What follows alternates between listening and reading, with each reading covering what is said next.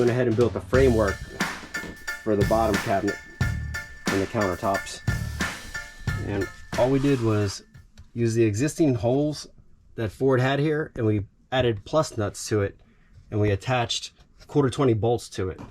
And these are just 3/4 inch thick pieces of wood, and everything's already been mapped out and measured out.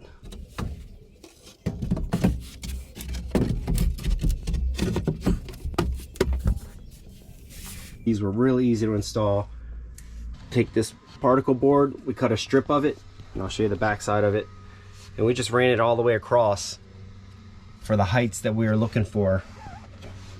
So you can see when I back out, we have our deepest drawer that's going to be here, our second deepest, and then we have like a 4-inch drawer here.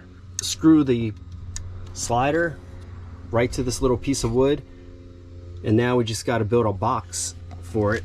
Measure from the inside of the wood to the other inside, and then you had to take off a 1/2 inch for each side. So we took off an inch, or 23.5 inch wide drawers by 16 inches deep.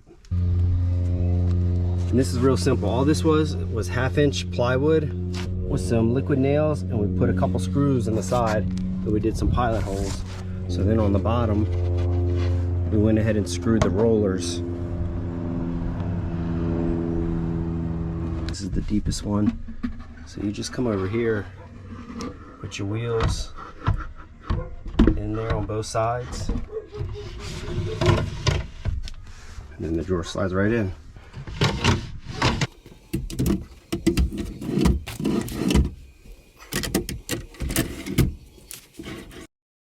And for the countertop, you want to use a piece of cardboard, so then that way you can cut around these weird angles, like around this right here. And then once you finish cutting the template out of cardboard, you can go ahead and put this on your wood, and then go ahead and cut the wood out like we did here. And then after that, we went ahead and cut a 1-inch piece from the same material on top right here. This is going to be our backsplash to prevent any water from going down the back of the cabinets.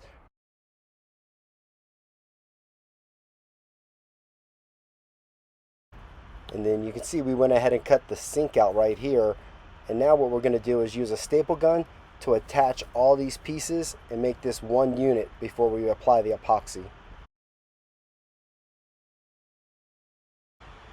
The staples went all the way through the board, so what we're doing now is using a Dremel and a little cutoff wheel to trim off all the staples that came through. And we're going to fill in all these little holes from the nails and the screws that were in this board previously.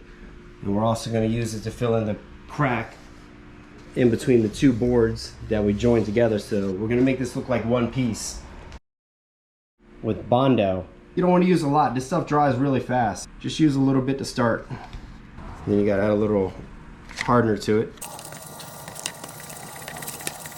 So we're just going to go through and fill in all our holes.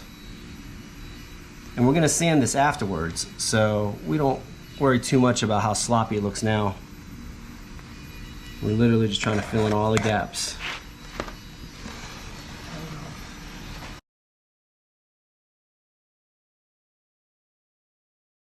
It even fills in the big cracks filled in, so that way it makes it look like one piece. Alright, so we're trying to give it a rough edge on the end here, so we're just going to mix up our Bondo and just put it on real sloppy on the front. Now we have the Bondo dried. Here's a close-up of what the Bondo looks like.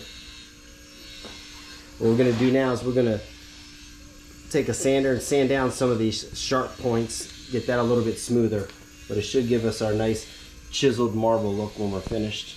All right, now we're going to go ahead and add the epoxy to our countertop and try to make it look like marble.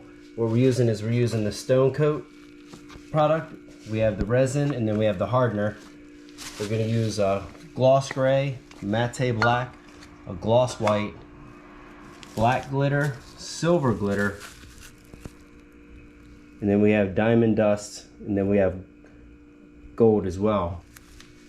To mix it all, we're going to use our little mixer. We're going to hook this up to a drill.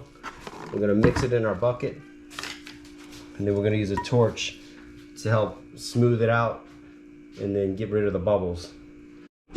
Alright, so we're going to mix in the silver glitter and the diamond dust into the whole batch. And we're gonna mix up about 64 ounces, 32 ounces of the hardener and 32 ounces of the resin. And then we're gonna hit this with the drill and mix this up for about 4 minutes.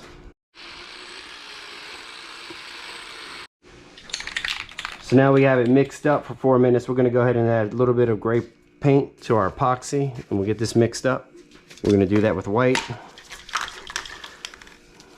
And we're gonna mix it with black too. I'm gonna spray a little black in there, just one little splash. Okay, mix that up. All right, so now we have the white, we have the black mixed with the white to come up with a light gray, and then we have a dark gray right there.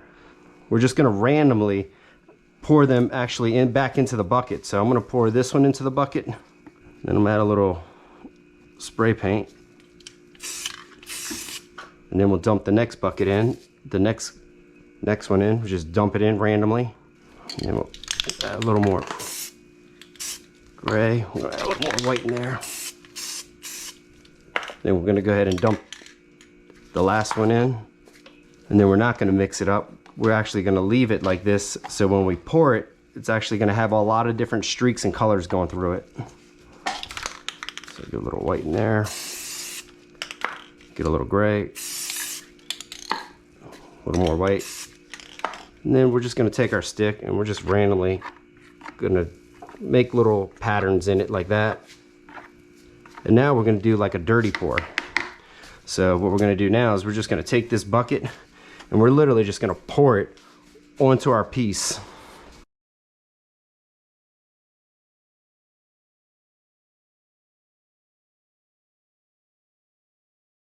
And then spread everything around. And some of the other ways you can move this, you can move it with heat, you can use a glove. We're just gonna use the popsicle sticks and kind of just randomly spread it.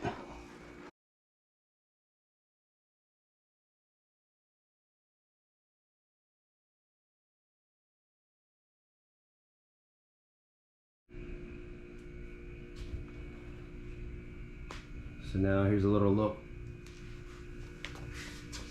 at our custom-made countertops using epoxy.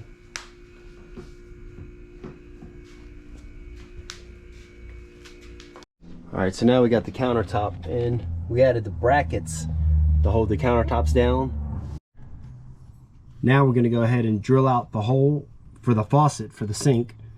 So we're going to use a 35mm, depending on what country, and it also is 1 3/8 of an inch. So we'll go ahead and drill this out, and with the epoxy you can actually drill right through this. And now for matching cabinets, what we're going to do is we're going to pour epoxy on all of our pieces. This is the front of the cabinet right here. It's going to be our exhaust for our heater. Then we have our cabinets that are going on the upper cabinets. And then you can see how we did it. We basically just took a sheet of plywood, we folded up cardboard and taped it down to put it at a little bit of an angle. Put plastic over top of that so all the epoxy drips down into here, not onto the floor. Then we built up a little bit of a wall right there, you can see that. And we just did that with masking tape, so that way it's going to hold epoxy in for a couple hours, and then we'll take the tape off and let it run down the sides. But you can see some of the imperfections, like right here, a little bit of a divot. The epoxy will take that out.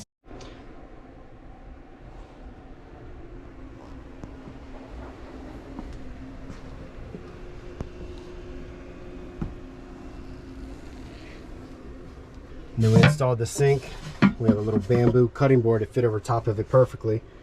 Gives us more counter space. And then you can see how we did the cabinets on the front. I literally just wanted it to be plain and simple. And then on the sides, we actually have nothing on the sides. So that way everything can breathe from the front all the way to the back. You can pop these panels out and you slide them out. And you can see we have the clips here, here, here, and here to hold them in. And we slide them underneath the counter. So I'm going to show you right here how we did the counter. When we did this, we actually It's twice the thickness of the wood because we added another piece right here. And that's where the wood actually slides up underneath to help hold and lock it into place, in addition to the clips that we have here. And this is our diesel heater exhaust right here. And you can see it's actually yellowed a little bit here from the heat. It's so hot. But then we do the same thing. We just pull this out, unclick it from underneath. And then you can see our gray water tank here. We have a splitter so we can go underneath the van. This is our toilet right there. And then you can see the exhaust for the diesel heater, which we have there, and plenty of room underneath. And then we'll go ahead and pop this last panel out. And you can see here, we have more storage space in the back, and we have our hot water heater strapped into here. So then what we do to put these panels back, we just come, we slide it underneath here into that little gap. We slide it underneath there, and then we push it into place. And then the same thing, just slide it underneath. So then that way the top is actually kind of locked in, so then that way it doesn't just fall out when we're driving down bumpy roads. So that's how I did a epoxy countertop for probably just the cost of the epoxy. All the wood was actually from scrap projects, and then we had to do the sink and the cutting board. Pump's kind of loud, but everything works.